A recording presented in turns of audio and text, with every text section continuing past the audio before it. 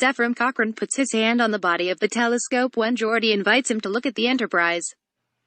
No one who knew anything about astronomy would ever do this, as it would change the alignment of the telescope.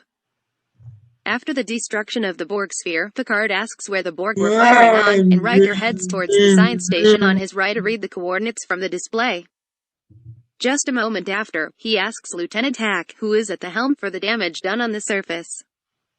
Hawk states that long-range sensors are still offline, but at that distance away from Earth, short-range sensors would have sufficed. Furthermore, Hawk shouldn't even be capable of reading long-range science sensors from the helm console, and even if he could, Riker is still next to the science station, with the science officer next to him, and the information about the surface is still on the display, so there is no need to ask the helmsman for it. Picard misquotes Moby Dick when he says, "And he piled upon the whale's white hump the sum of all the rage and hate felt by his whole race." If his chest had been a cannon, he would have shot his head upon it. The actual quote by Herman Melville reads, "He piled upon the whale's white hump the sum of all the general rage and hate felt by his whole race from Adam down, and then, as if his chest had been a mortar, he burst his hot heart's shell upon it." When Picard walks around the ship with Lillian, she asks how big the ship is. Picard says it has 24 decks. But about 6 minutes earlier in the movie, Lieutenant Daniels tells Worf that the Borg have control over decks 26 up to 11. The film's text commentary suggests several possible explanations for this inconsistency, including the idea that decks 25 and 26 were top secret, so Picard had to mislead Lily in case the Borg assimilates her. It's also possible that decks aren't numbered in a sequence, so that a ship with 24 decks can actually have deck 26. However, no convincing explanation exists. When Picard refuses to order self-destruct, insults Worf, and then storms off the bridge, Dr. Crusher simply accepts his irrational behavior and tells Lily the discussion is over. This is seriously incongruous with her well-established character. She would have pursued Picard and berated him as Lily did. Worf's sash has the crest of the House of Mogh on it. As the movie is set after the events of Star Trek Deep Space Nine, he should be wearing the crest of the House of Martok, as he joined it in the Season 5 episode Soldiers of the Empire. Continuity. When Data is captured by the Borg, they drill 2 holes in the side of his head to find his weakness. In subsequent shots, there are no holes. As the velocity meter on the Phoenix is increasing through 20,900 kilometers per second, it flips over to 20,000 kilometers per second, not 21,000 kilometers per second. During Picard's briefing of the commando teams about their objectives, they arm themselves with phaser rifles. As Picard and Data approach the Borg lair, their team is holding a different kind of weapon. During the subsequent fight with the Borg, everyone is again holding the first type of phaser. Lily opened fire on Data, putting holes in his clothing. However, in all following shots where Data is wearing them, no holes are present. When the camera gets a shot of the holodeck doors right before Picard shoots the Borg wall with his phaser, the ID sticker on the door reads 08 Holosuite 4. When the Borg force their fingers through the seam to open the door, the ID sticker now says 0820 Holodeck 07. On the Defiant, when Worf yells report, he's on the ground just holding the captain's chair arm, then the camera changes and he's suddenly in the chair.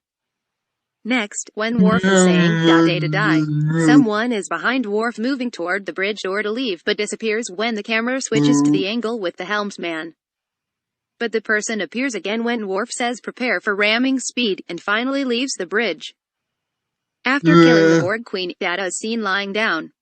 When Picard goes to help him stand, he goes from lying down to kneeling, presumably to get a smoother standing shot. When we first see the Defiant making its attack run at the Borg cube, it is firing pulse phasers.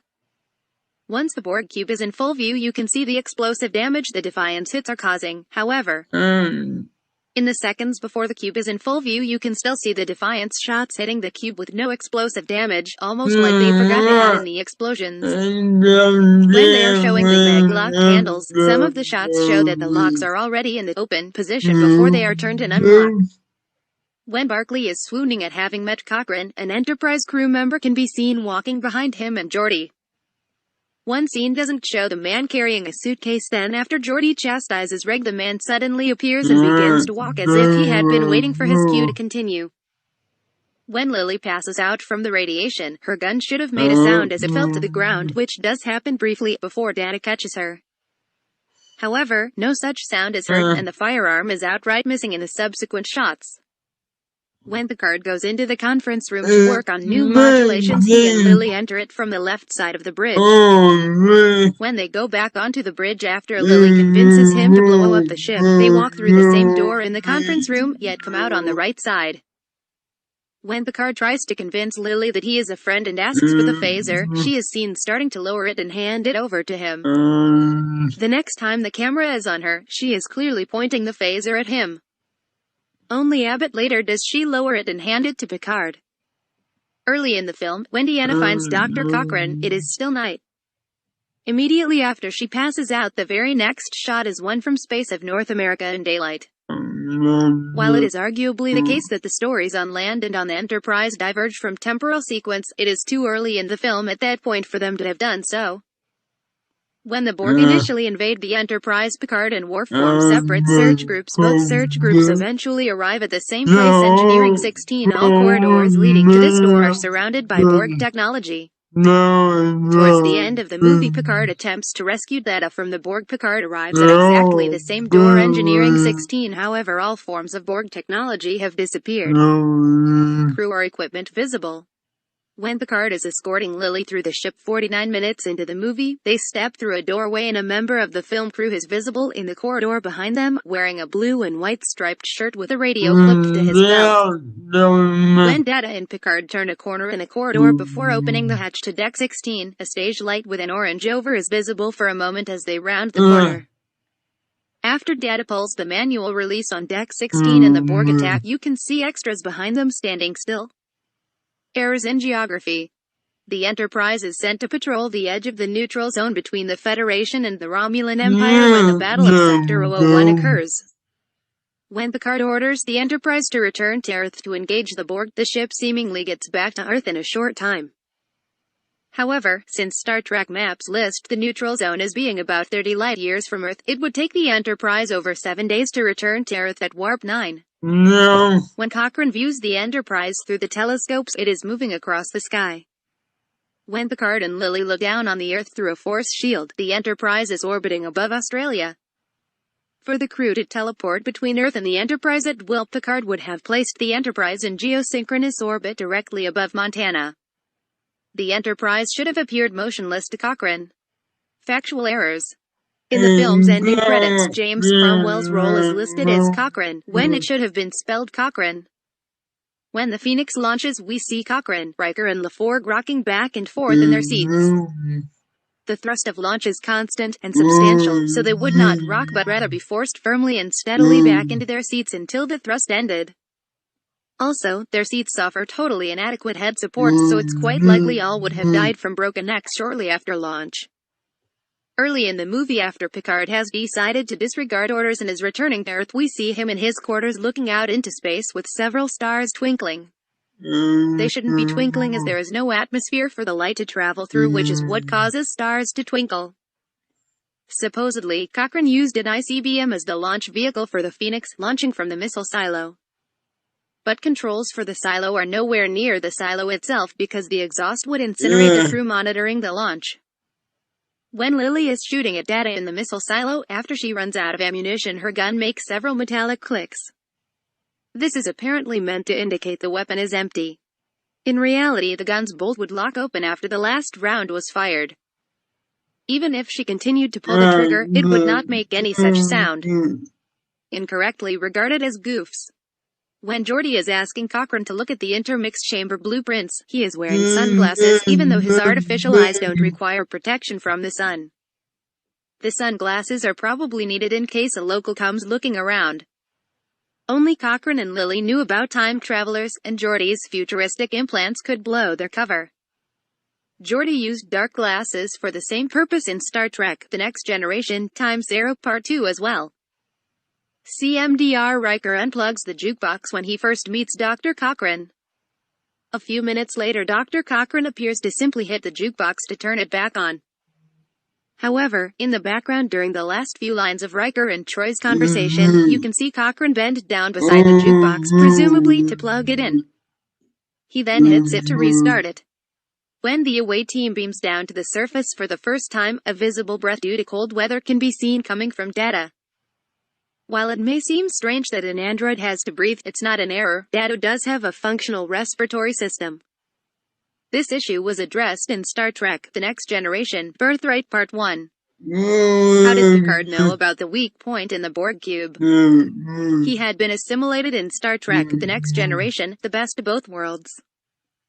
After being rescued and disconnected from the Borg collective in Star Trek: The Next Generation, The Best of Both Worlds Part 2, he stated that he remembered everything.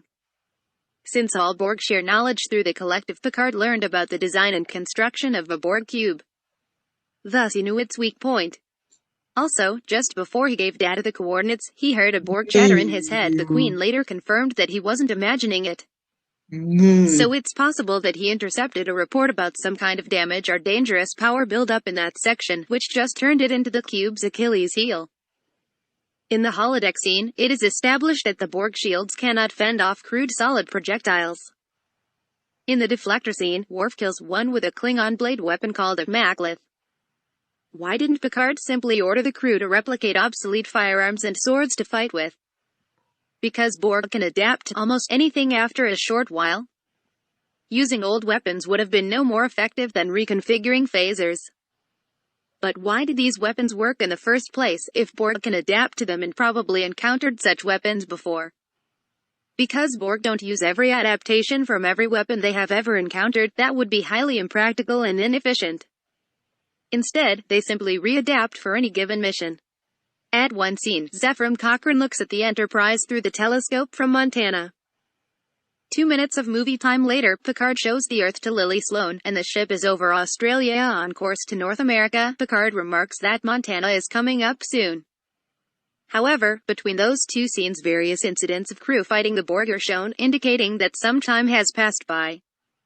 The ship at the presented orbit can go from Montana to Australia in less than a couple of hours. Moreover, the stories on the ship and on the ground aren't connected at that point, so theoretically the second scene could have happened before the first.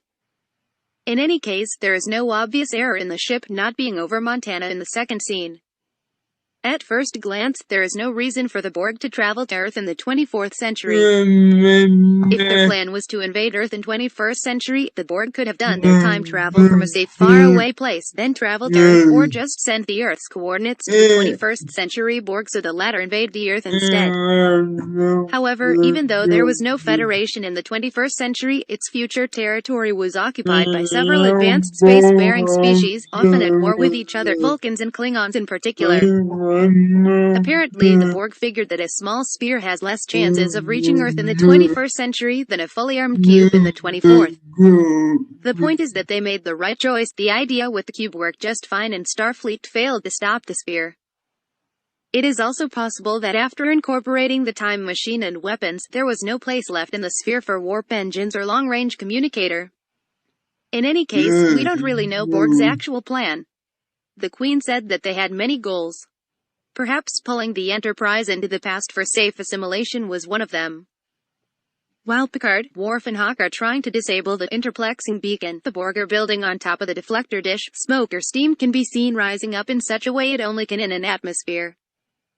Smoke would normally dissipate in a vacuum, zero gravity, in all directions, if it's not propelled, and if it is propelled upward, then it will continue to rise and won't come back down as seen in the movie.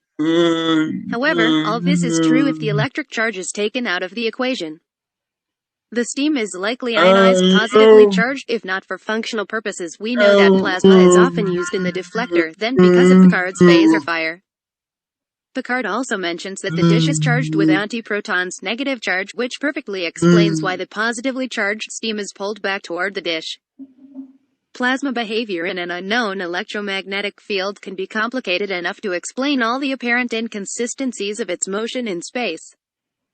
If the only people intended to fly the Phoenix were Cochrane and Lily, it would have been built for 2, not 3, as when Riker and LaForgue accompany him. However, no one has ever said that Cochrane and Lily were supposed to fly alone. Evidently, there was a third crew member who might have been killed in the Borg attack or became unavailable for some other reason. The Borg, being mostly cybernetic, might not be detected by the door sensors when walking towards Syfhv. It is established that starship doors are airtight and can't be easily forced open. Later on, retreating security personnel use a device to force them open. When Worf is fighting the Borg from his disabled ship preparing for ramming speed, he has a huge gash type of wound on his left cheek, but when he is brought to the bridge of the Enterprise, it is completely healed.